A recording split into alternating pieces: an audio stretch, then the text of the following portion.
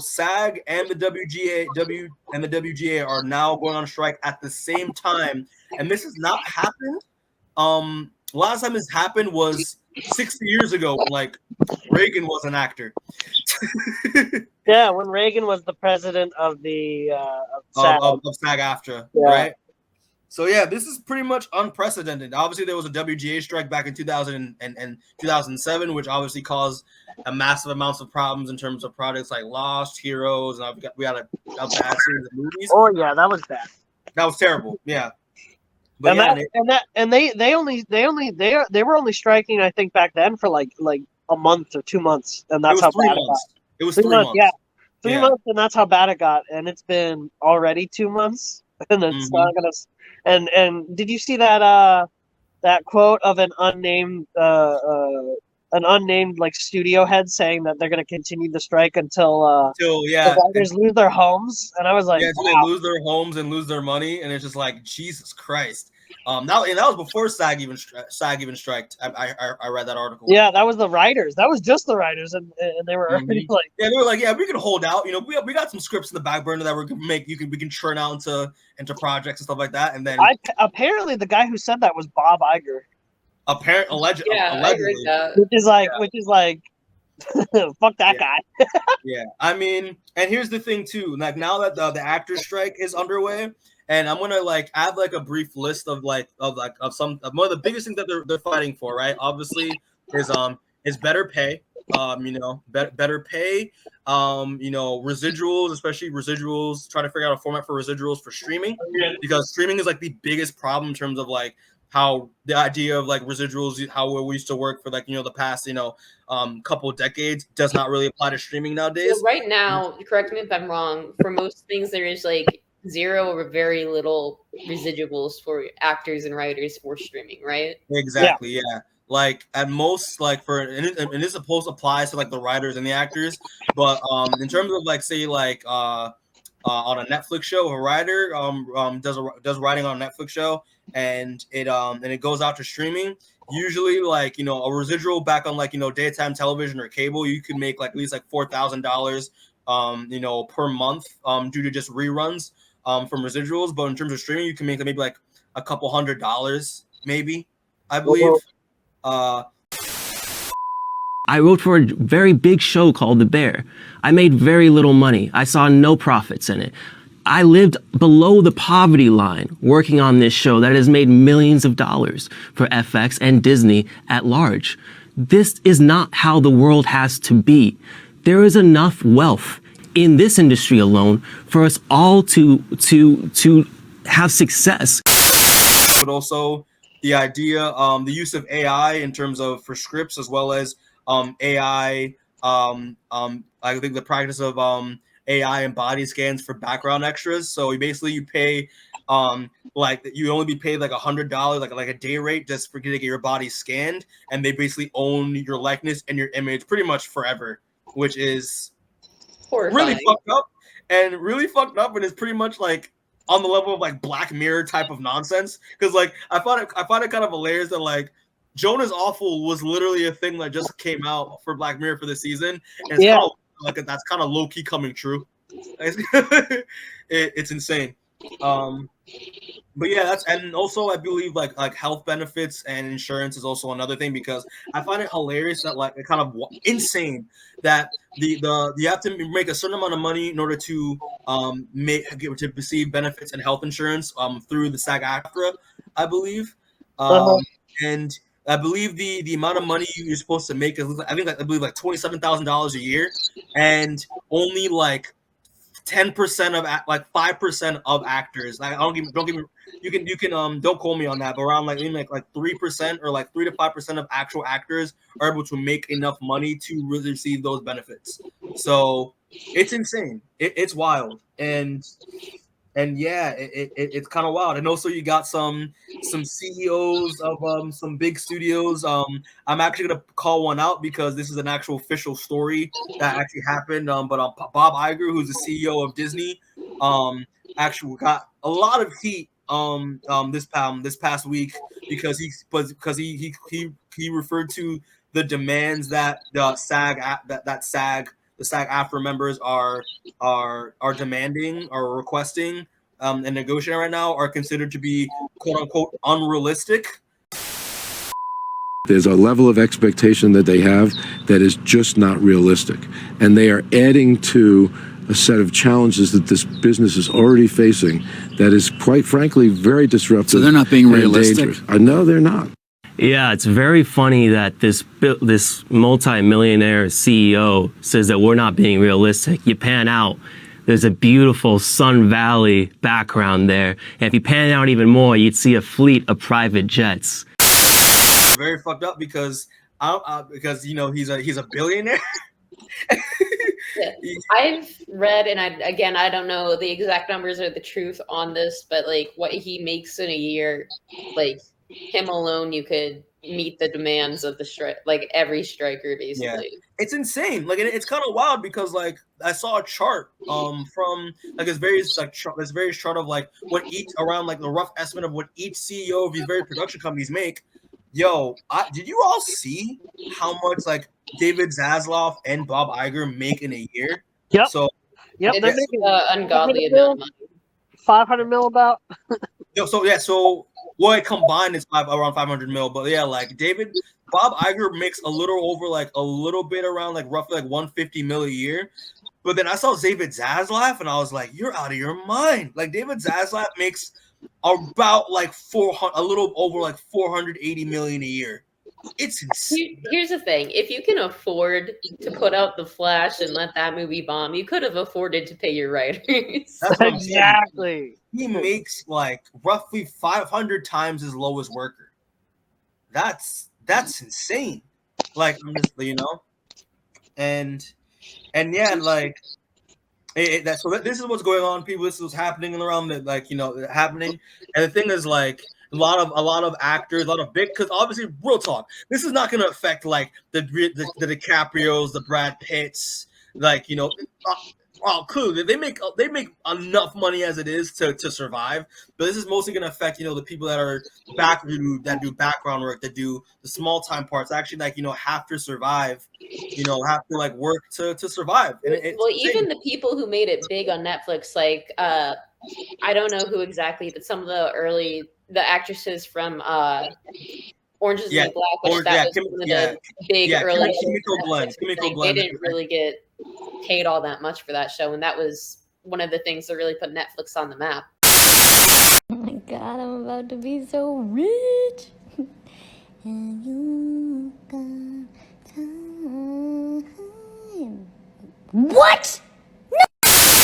It was Kimiko Glenn who was on like the later seasons of Orange is the New Black. She also played Penny Parker. She's the voice of Penny Parker in Spider-Verse. She was talking about how like even like a lot of people that worked on Orange is the New Black had to get second jobs because even though they were on a like, successful show, they couldn't make enough to pay their rent, to get cabs to go to set. Like that's insane. My tits live on in perpetuity. I deserve to get paid for as many fucking streams as that shit gets. Second of all, we did not get paid very well, ever. And when I say did not get paid very well, you would die. People were bartenders still. People had their second job still. They were fucking famous as shit. Like, internationally famous. Couldn't go outside, but had to keep their second jobs because they couldn't afford to not. We couldn't afford cabs to set. I think that it's absolute bullshit that the producers are trying to just get away with not paying anyone. Because if you actually read the demands, they are very simple demands. Exactly. And I think the fact that Bob Iger was like, they're impossible demands to meet, yet A24 is getting a bunch of waivers because they are agreeing to continue to produce movies while adhering to the demands of both the SAG-AFTRA and the Writers Guild. Exactly. So obviously it's not that insane. If A24 like still a studio, but not as big as Disney or HBO Max or anyone like that. And they're able to adhere to those standards and those demands that, you know, quite frankly, are quite easy to, Exactly. to adhere to, and it's just insane to me. It's so greedy. It's so overtly just like harming an entire industry for the sake of money that at that point doesn't matter to you. Like David Zaslav should not care whether or not he makes 400 million or 500 million, because at that point, that's too much fucking money you're making. Exactly, right? You know what I mean? It's just It's funny who gets to imagine in this world, who gets to be unrealistic, because we're living in the wildest imaginations of a few billionaires who've designed our economy exclusively for themselves. And increasingly there is a 1% and the rest of us are the 99%. In 1980, CEOs like him made 30 times what their lowest worker was making. Now Bob Iger makes 400 times what his lowest worker is. And I think that's a shame, Bob. And maybe you should take a look in the mirror and ask yourself, why is that? And not only why is that, is it okay? Is it morally okay?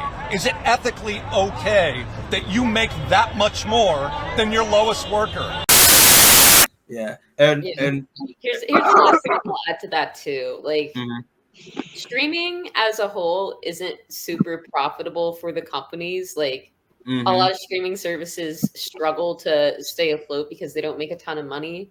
But if you're putting out garbage, people are just not going to use your streaming service. You're going to be dead even faster, you know? Exactly. I mean, I was even reading today as well, like, and also seeing John Campea talk about it, but like, literally, like, a lot of streaming services right now, like, have either have lost money, just broke even, or have just made money, which made some money, which took them a long time to do. Like Netflix has made a bunch of money, which took them a decade to accomplish.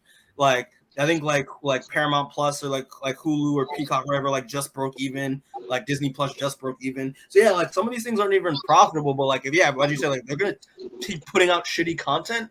Not a lot of people are gonna subscribe. The whole AI thing, because their use of Chat GPT, they're considering using Chat GPT in order to produce scripts and what I said before, like, the AI for the body images, the body scanning thing for background actors, as well as the current issue, like, controversy with Secret Invasion, how the entire title sequence is used with AI generated artwork and material. So it's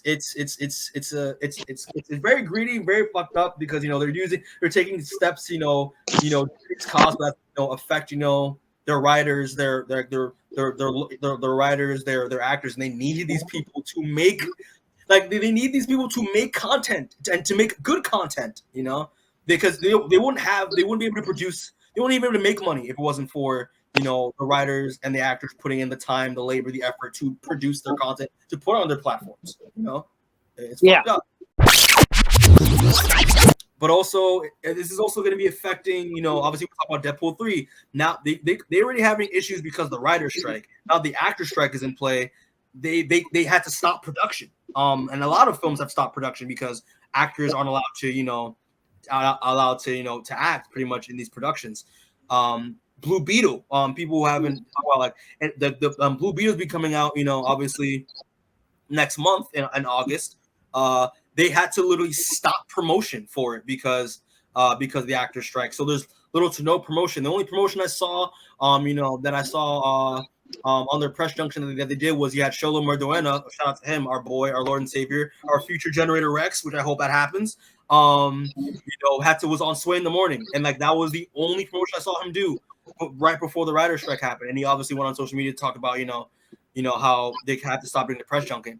But yeah, it's kind of wild. It's I don't know your thoughts on the actors and like in terms of press, in terms of the press junket for these upcoming films. I don't know what your thoughts on that. I mean, I think it's great that they're standing in solidarity. I do feel a little bad for Blue Beetle and other films that are coming out that probably are going to do way worse than I already would have, just because they're not getting the word out. But that's just kind of an unfortunate side effect of this, I gotcha. Seamus? It's simple as just pay your fucking writers, just pay your fucking actors. Pretty much. Stop trying to have AI take everything over like it's the future, because obviously you're pissing everyone the fuck off. And it's so simple to just like, you know, make sure everyone gets paid fairly and correctly. Yeah. I don't know.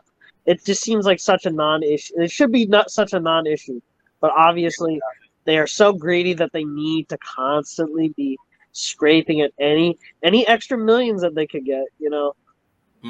When in reality they should be focusing on how can we improve the industry, how can we make sure that this industry that is so far what everyone's saying is dying preserves. But instead they're like, no, how can we make more money before this industry completely collapses? Yeah, especially quality over quantity too, not just churning out as many TV shows, movies as possible that are most likely going to be shitty, and actually having, you know, the writers and, you know, the actors cook and actually try to make actual like quality content for your streaming, for your platform, so people can actually like have a motivation to subscribe to Netflix, to subscribe to Paramount Plus, to subscribe to Hulu, etc., etc. So it's wild. But moral of the story is, people, for all the actors and the writers, because actually I know someone who's a SAG-AFTRA member who's striking right now. I know someone who's in the WGA striking right now. Power to you guys. Hopefully, you know, you can get things moving and rolling. But I'm just a little worried because that writer strike, you know, that happened in 2007 made a lot of shitty content. So I'm gonna be curious now that while both unions are on strike, what's gonna be the aftermath when, you know, negotiations are settled, you know. But yeah, but more story is power to you, and the indie corner is supposed to be both unions for sure. So keep going, keep striking, and keep it moving.